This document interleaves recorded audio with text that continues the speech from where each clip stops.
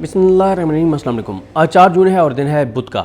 इमरान खान साहब का जेल से एक पैगाम जारी हुआ है और इमरान खान ने तमाम तर जबर बर्बरियत के बावजूद जो हितकंडे नए शुरू किए गए हैं, ख़ास तौर पे जो सलूक बुशरा बीबी साहिबा के साथ किया जा रहा है, उसके बाद भी इमरान खान ने हथियार डालने से दो टोक इनकार कर दिया है, पीछे हटने से इनकार कर दिया है। बुशरा बीबी साहिबा पे बहुत ज़्यादा जुल्म हो रहा है और वो उनकी जो बहन है मरियम भट्टू साहिबा, उन्होंने भी बताया कि उनके साथ क्या सलूक किया जा रहा है। जुल्फी बुखारी साहब का ट्वीट आया। कुछ और भी तशवीशनाक खबरें आ रही हैं कि उनके सेल की बिजली बंद रखी जाती है, 2 बार वो बेहोश हुई, उनको हर हवाले से टॉर्चर किया जा रहा है और उनको टॉर्चर करने का मकसद इमरान खान को ब्लैकमेल करना है, इमरान खान को तोड़ने की कोशिश करनी है। बुशरा बीबी जिनका सियासत से कोई तल्लुक़ नहीं है और जिन पर बहुत झूठे इल्ज़ामात लगाए गए, जिन पर इल्ज़ाम लगाए गए कि उनकी जो फ्रंट पर्सन है फ़रा गोगी, उनके ज़रिए वो पैसे लेती थी और ट्रांसफ़र पोस्टिंग करवाती थी, लेकिन आज तक 3 साल हो गए हैं इमरान खान की हुकूमत के ख़ात्मे को, एक केस ये नहीं बना सके जो सबसे बड़ा बुशरा बीबी साहिबा पर इल्ज़ाम लगाया जाता था। इसके अलावा जितने इल्ज़ामात बुशरा बीबी पर लगाए गए, झूठे प्रोपेगेंडा किया गया, वो सब बकवास निकला। कोई एक भी उन चीज़ों पर केस नहीं बनाया गया और जो केस बनाए गए वो इंतहाई बोगस, भोंडे, जिनमें कुछ भी नहीं है। देखें, बुशरा बीबी का सियासत से कोई तल्लुक़ नहीं है। दीगर जो ख़वातीन हैं, यानी अभी सनम जावेद, उनका भी आपने देखा होगा कि उनके हस्बैंड ने आज वीडियो पैगाम एक जारी किया है कि आलिया नीलम साहिबा उनकी ज़मानत के हवाले से क्या कर रही हैं चीफ जस्टिस लाहौरी कोर्ट। अब ज़ाहिर है सनम जावेद का नाम मखसूस नशिस्तों की लिस्ट में भी है। अब वो पोलिटिकल फिगर हैं, उन्होंने आगे सियासत करनी है, वो एक सियासत का बड़ा नाम होंगी, ज़ाहिर है, जो उन्होंने कुर्बानी दी है। दीगर जो अभी यास्मीन राशिद साहब अगर जेल के अंदर है, ज़ाहिर है वो एक सियासतदान है और उनका सबसे बड़ा जुर्म तो ये है कि उन्होंने मरीम नवाज़ के पापा को शिकस्त दी है, उन्होंने नवाज शरीफ को शिकस्त दी। उनका सबसे बड़ा जुर्म ये है और उनका सबसे बड़ा जुर्म यह है कि वो जब निकलेंगी तो उनसे खौफ सबसे बड़ा यह है कि मरीम नवाज़ की हुकूमत को हिला कर रख देंगी। तो चले, इन ख़वातीन की समझ आती है कि इनके साथ आप ये इसलिए कर रहे हैं कि ये पॉलिटिकल फिगर्स हैं, लेकिन बुशरा बीबी का सियासत से कोई तल्लुक़ नहीं है। लेकिन एक बात का क्रेडिट देना पड़ेगा कि बुशरा बीबी ने कहा था इमरान खान को के हवाले से कि मैं इमरान खान की कमज़ोरी नहीं ताकत बनूंगी, और वो ताकत बनी है। वो तमाम तर जुल्म जबर बर्दाश्त कर रही हैं, उनके साथ जो सलूक हो रहा है। कल अलकादिर केस है, उनको ज़मानत मिलनी चाहिए, उनको रिहा होना चाहिए। और लेकिन इस निज़ाम को बहुत खौफ है कि नवंबर में जिस तरह से बुशरा बीबी ने लीड किया, कारकुनान को और डी चौक तक पहुँची, तो ये निज़ाम इमरान खान के बाद अगर किसी से सबसे ज़्यादा खौफज़दा है तो वो बुशरा बीबी हैं कि अगर वो बाहर आ जाएंगी तो दोबारा लोगों को चार्ज करके और डी चौक तक लाने की उनके अंदर कैपेसिटी है, उन्होंने ये साबित किया है। तो बहरहाल बात करते हैं इमरान खान साहब के जो एक पैगाम आया उस पर। लेकिन शुरू में मैं रिज़ल्ट आपको बता दूं कि मैंने लास्ट वीडियो में पूछा था कि आप लोगों से जो वीडियो सुन रहे हैं कि गूगल किए बगैर मुझे उन जजेस के नाम नीचे कमेंट्स में बता दें जिनको इमरान खान छोटे छोटे काजी फाइजा कहते हैं। तो ये इस निज़ाम की बड़ी कामयाबी है, ये इस जुडिशरी की बहुत बड़ी कामयाबी है कि 90% लोगों को उन जजेस के नाम मालूम नहीं है जिनको इमरान खान छोटे छोटे काजी फाइज ईसा कह रहे हैं, जो इस वक्त इस निज़ाम को सर्व कर रहे हैं, जो इस वक्त फ़ैसले दे रहे हैं, जो इस वक्त जो मखसूस नशिस्तें हुकूमत को देने जा रहे हैं, जिन्होंने आखिरी 7 मई को एक फ़ैसला तहरीक इंसाफ के ख़िलाफ़ दिया, लोगों को उनके नाम याद नहीं है। ये इस निज़ाम की बड़ी कामयाबी है और इसका फ़ायदा ये हो रहा है कि वो जजेस बहुत कंफर्टेबल हैं कि हमें तो जानते ही कोई नहीं है, हमारे चेहरे किसी को याद नहीं है, हमारे नाम किसी को याद नहीं है, काम छिक के रखो, तेज़ी से करो और जल्दी जल्दी जो है वो फ़ैसले दो।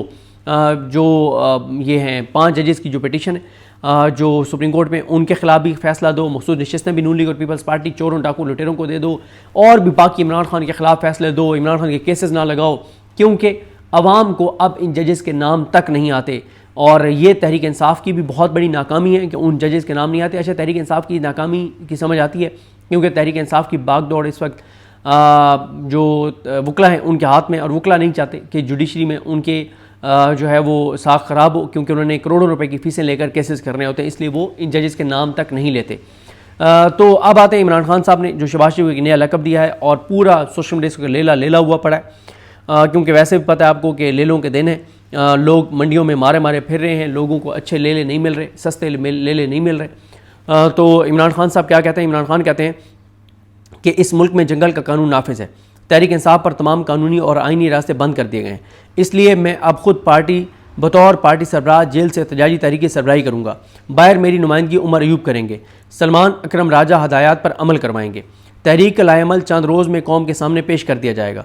इस एहतजाजी तहरीक के लिए अपनी इत्तेहादी जमातों समेत तहरीक तहफ़्फ़ुज़ आईन पाकिस्तान GDA और मारंग बलोच को भी दावत देंगे। इंशाल्लाह इस तहरीक को कोई नहीं रोक सकेगा। ये बहुत इंपॉर्टेंट है। इमरान खान साहब ने कैटेगोरिकल मारंग बलोच का नाम लिखा है। मारंग बलोच के हवाले से आपको पता है उसके सेंटीमेंट्स जो है वो बलोचिस्तान में क्या है, पूरे पाकिस्तान में क्या है, और हुकूमत और हुकूमती इदारों का उनके बारे में क्या मौक़िफ़ है वो आपके सामने। इमरान खान कहते हैं कि पाकिस्तानी कौम को मेरा पैगाम है कि शायद ये फिर से मेरी मुलाकातों पर पाबंदी आयद कर दें, लेकिन आपने याद रखना है कि वोट मेरा नहीं आपका चोरी हुआ है, आवाज़ मेरी नहीं आपकी दबाई जा रही है, लिहाजा आपको ख़ुद पाकिस्तान की हकीकी आज़ादी के लिए खड़े होना होगा। बार बार कह चुका हूँ कि आज़ादी को प्लेट में रख कर नहीं देता। और ये बात इमरान खान की ठीक है कि इमरान खान पर तो जो सख्तियाँ हो रही हैं सो हो रही हैं, असल में तो मुल्क सख्ती से गुजर रहा है, अजाब से गुजर रहा है, तकलीफ से गुजर रहा है, और आगे महंगाई बढ़ने जा रही है, आगे तबाही और बर्बादी बढ़ने जा रही है, बेरोज़गारी बढ़ने जा रही है, गुर्बत बढ़ने जा रही है, लोगों के मुश्किलात बढ़ने जा रही हैं। इमरान खान कहते हैं कि एहतजाजी तहरीक मुल्कगीर और मुसलसल होगी, क्योंकि इस्लामाबाद में स्नाइपर्स तैनात होते हैं जो मासूम शहरियों और पुरअमन एहतजाजियों पर सीधे फायर खोल देते हैं। जो कत्लेआम तहरीक इंसाफ के साथ किया गया वो और किसी जमात के साथ नहीं हुआ। मेरा अपने पार्टी अहदेदारान को पैगाम है कि अगर मैं जेल काट सकता हूँ तो आपको भी कोई डर नहीं होना चाहिए। अब तक पार्टी सबको बनी बनाई मिल गई थी, अब मुश्किल वक्त है और सबके इम्तिहान है। मुझे भी जेल में डालने के बाद 3 साल खामोश हो जाने पर आराम से बनी गाला बैठ जाने का कहा गया था, जैसे नवाज शरीफ को 10 साल तक चुप रहना पड़ा, मगर मैं बुज़दिल नहीं हूँ और यज़ीदियत पर कभी खामोश नहीं रह सकता। इमरान खान की जुर्रत, बहादुरी, दाद है, कमाल है।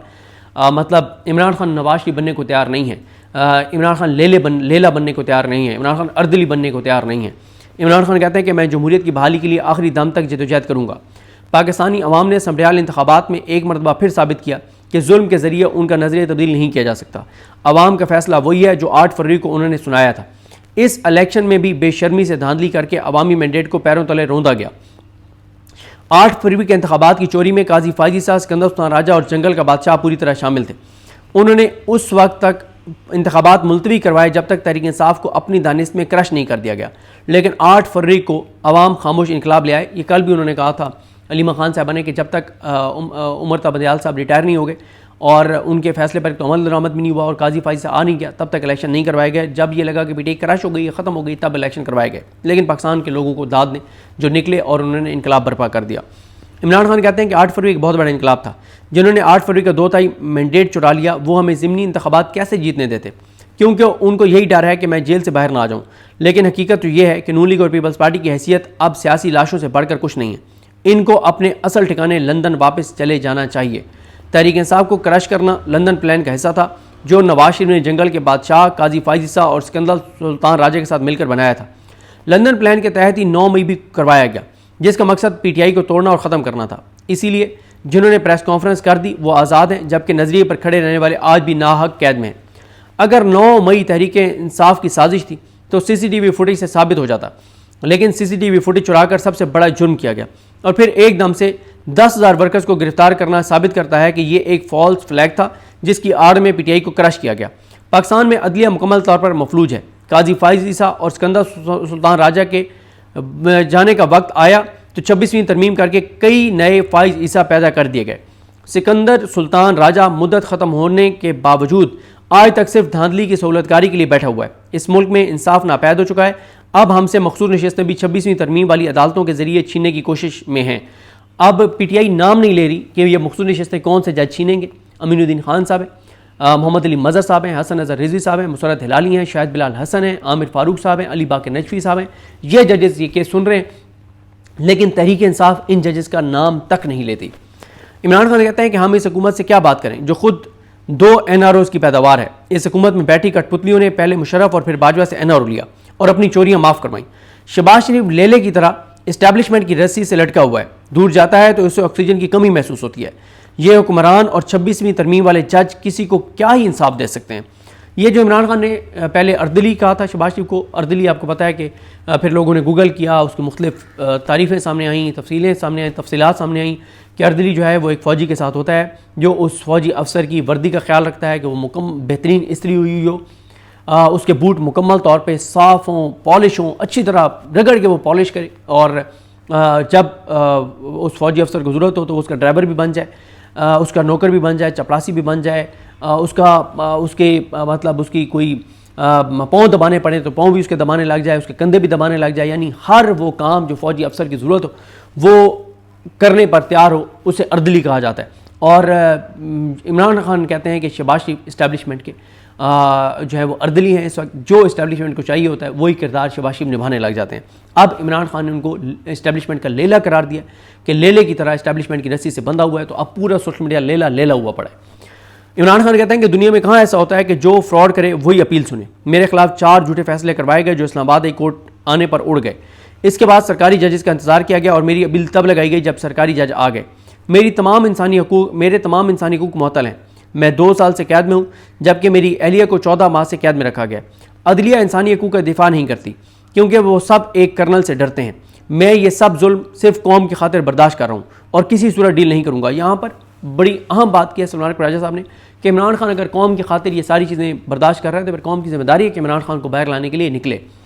फिर इमरान खान कहते हैं कि ये बात कि कोई डॉक्टर अमेरिका से आए हैं ये सब अफवाह है। जब इन पर दबाव आता है ये मुझसे बातचीत का आगाज़ कर देते हैं और जब दबाव ख़त्म हो जाए तो फिर सख्ती बढ़ा देते हैं।